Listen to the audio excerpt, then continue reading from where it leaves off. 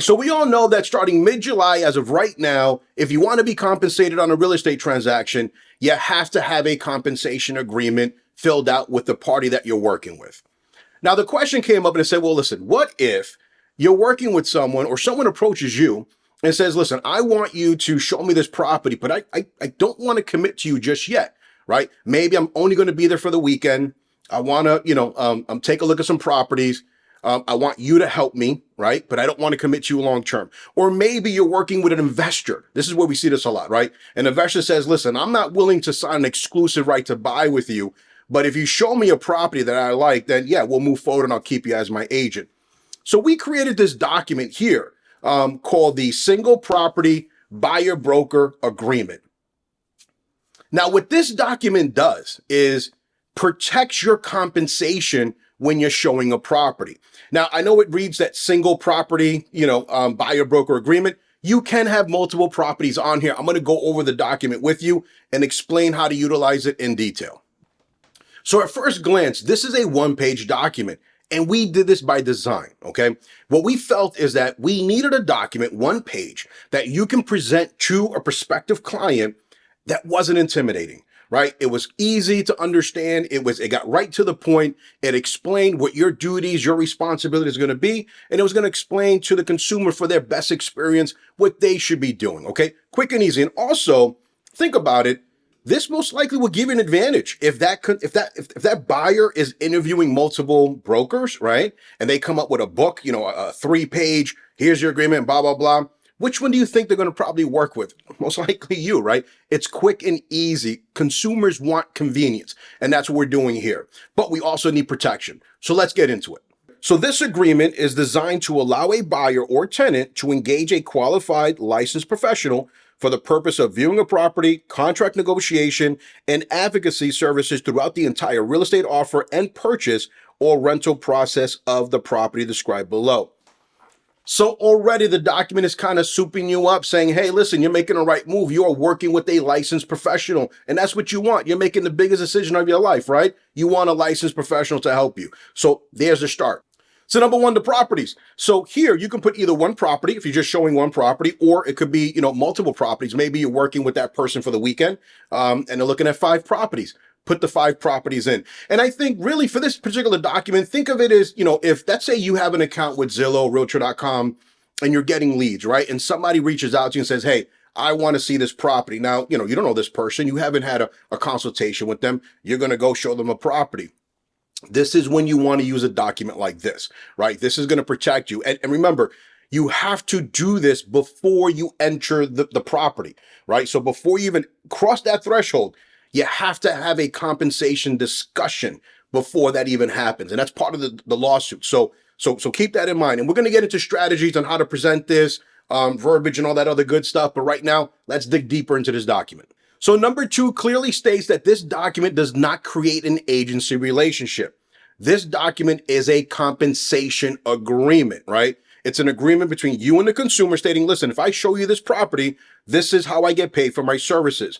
You are going to be responsible for compensating me if we move forward with this particular property, okay? Now, when we get to number 4, there's going to be some nuances in there that is going to make it easier to have that conversation. But this document here does not create an agency relationship. You're still going to have to do the mandatory disclosure form in conjunction with this document. So number 3, the length of the agreement. Now, this is whatever you want it to be, right? It could be a day, could be a weekend, could be a week, whatever it is. I mean, if you're going to go like a month, you might as well do an exclusive right to buy at that point. But really, realistically, I'm thinking between a day or a week is probably what you're putting in here. Now, what I do like about this agreement, if you look here, is that it does state that if during this window that we go under agreement on a particular property, well, this agreement will continue. Again, the compensation agreement will continue until closing. So that way, you know that you're going to get paid even if you don't move on to an exclusive right to buy or a different compensation agreement. This compensation agreement will still hold for that transaction. So number 4 is your compensation, right? Now, there's a lot of little nuances to this. Let's go deep into this because I think, once if you're reading this to your consumer, you're going over it with the consumer that's working with you, it's not scary, right? And we did this by design. We wanted to give you some verbiage in there that you can present, the consumer can easily understand, and they can understand what you are going to try to do to be compensated. Let's get into it. The buyer/tenant agrees to pay the broker fee as provided below. The broker fee is not set by law and is fully negotiable. And that's correct, right? It is fully negotiable. Now, you as a business owner may say, look, I do buyer brokerage and this is my fee. This is what I charge. That is up to you. So if the consumer wants to negotiate with you, you can say, hey, this is what I normally charge, or this is what I do charge. Either take it or leave it, or you can negotiate with that person. Now, when you're presenting this form, right, understand this, and this is part of the lawsuit. You never want to have this pre-filled out. This document needs to be blank, and you're going to fill it out, especially the compensation piece. The property you might fill out, but the compensation piece, you do not put in a number or figure pre-meeting the consumer. During that conversation, that's when you're going to fill that out. The broker fee shall be due and payable upon successful closing or lease signing as applicable. Broker will request to have the broker fee paid by the seller of the property by including the broker fee as part of any offer, if requested by buyer. I love this, right? Because here it's explaining your value, saying, listen, buyer, right? I get it. You might have some reservations, but if we move forward, this agreement allows me to, number one, negotiate my fee within the offer, right? And it allows me to go and ask the seller to pay my fee instead of you coming out of pocket. So right here, it says, listen, if you give me permission, right? I mean, you can, the buyer can certainly pay you out of pocket if they really want to, but if you give me permission, then I can get that fee through the other party, right? So I think it makes it a lot easier when you're having that conversation with your buyer as far as, oh my goodness, this is, what you're asking for, for compensation. You have the ability now to negotiate that within the offer. Any offer or communication of the broker fee that exceeds the amount indicated below will be used for the benefit of buyer at buyer's direction. Yes, remember, as part of the new lawsuit, whatever you choose for a compensation fee here, whatever that is, if by chance the seller was offering compensation or a concession, right? And that concession exceeded what you have here, then you can only collect what you have on this document. Now you can go lower, right? So for hypothetical numbers, right? So I'm going to say let's say I put in that my buyer broker compensation, I charge 4%. Okay. And the seller was willing to offer 5% compensation to the buyer broker. Well, I can't get the 5%. I can only get the 4% because that's what I started with, within the offer. Now I can go lower. And let's say I'm asking for 4% and the seller says, I'm only willing to offer you 2%. Well, then I have a decision to make.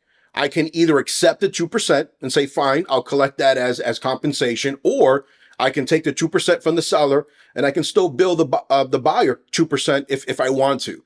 That's what this agreement does, okay? But you're going to have a conversation with the buyer and figure out what direction you're going to go in.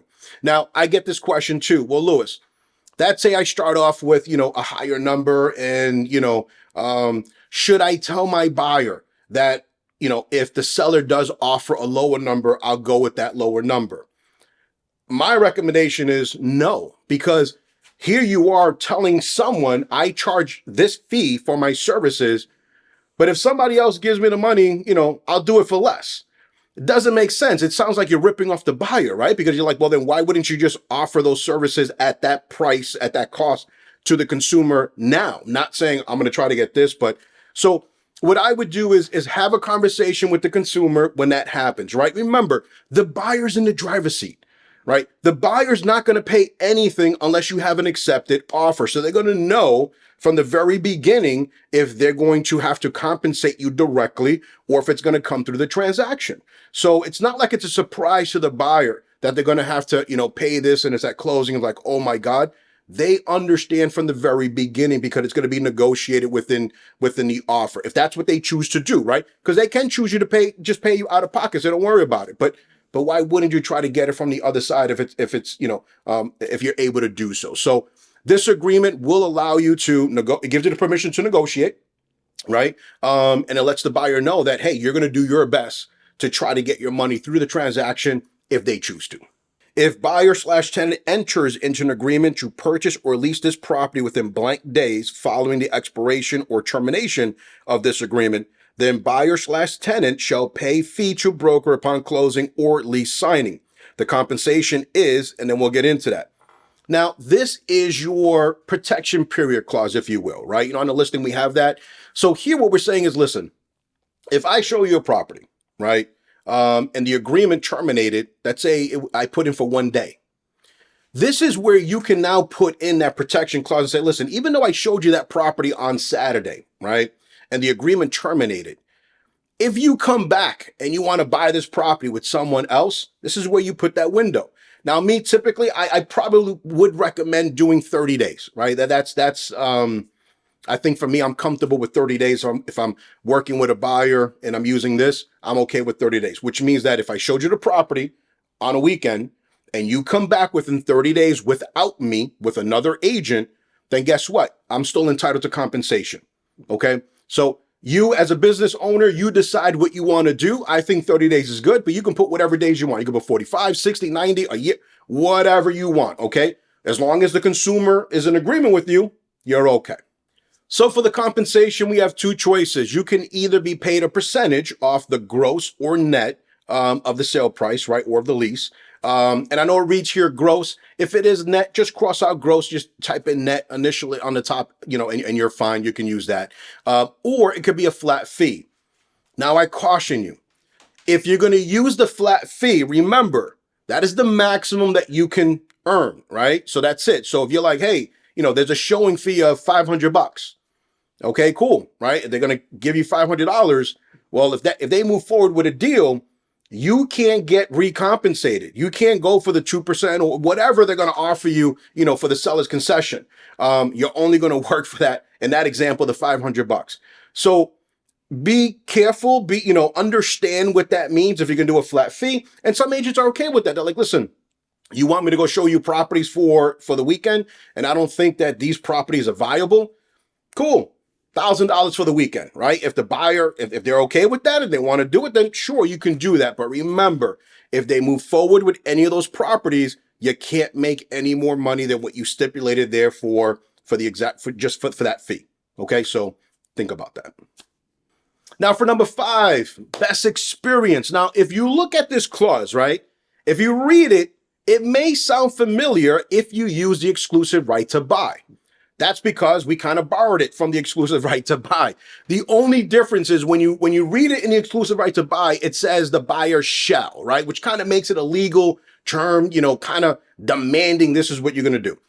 Here, we just remove that and we say, listen, right? For best experience, buyers, you should be working with your agent. Let your agent know if you want to look at properties. Involve your agent. Let other people know that you do have an agent that you're working with, right? It's going to provide for the best experience. Now, again, this document here is only for if you're meeting someone on a fly, you're showing them a property, you haven't had a chance to do a full consultation and, provide them with that exclusive right to buy, because that's really the one. The exclusive right to buy is what you want, right? Because that's going to protect you long term. It goes deeper. This is just something to protect your compensation in the event you're meeting someone for the first time and you're just opening up a door, right? Because we know you can't open the door, not have this, and expect to be compensated. We're seeing it now, right? There's other MLSs that have already transitioned to this. And we've had agents in other parts of the country where we've had to give back the compensation because they did not have an agreement, a compensation agreement before the showing. So this is for real, folks, right? You have to make sure that you're doing this before you open the door. And if you have difficulties explaining this, reach out to your broker. Come to me. I'm in Massachusetts, right? We have state meetings every Wednesday. You want hangout? Everybody's welcome. Wednesdays at 9:00. We go over this all the time. We talk about that and we do scripts and role playing. So EXP agents from wherever you are, you're always welcome to come into the world and sit in any of our meetings. So Wednesday, we have our state meetings at 9, and on Thursdays from 10 to 11, we have business planning, and from 11 to 12, we do scripts and role playing, and this is what we dive into. Number 6 is going to be additional terms. If there's anything, that needs to be added that we didn't cover in the document, you're going to put that here. And then the last spot, number 7, is going to be the signatures, right? So the consumer's going to sign, you're going to sign, and then that's it. Now you have your compensation agreement all filled out. Now, I know it says broker on the bottom. No, you don't need to have your state broker sign this document. It's you. You're the representative of the broker, you as the agent. We want your signature that's on that, okay? All right, folks, well, there you have it. So this is the single property broker fee agreement. This document you can use in all 50 states, right? So it's universal, all 50 states, you can utilize this document. Again, what I like about it, number two, the agency doesn't establish an agency relationship. So if you're in states where facilitation is more of a thing, you can use this as well, okay? Again, if you have any questions, please reach out to your state brokers. You can reach out to me. I'm in Massachusetts, but this form is it's available in all 50 states. So if you do have questions, reach out to me. I'll be more than happy to go over it with you and give you some tips on how to present it, okay? All right, folks, well, listen, happy selling. Go get them. Until next time.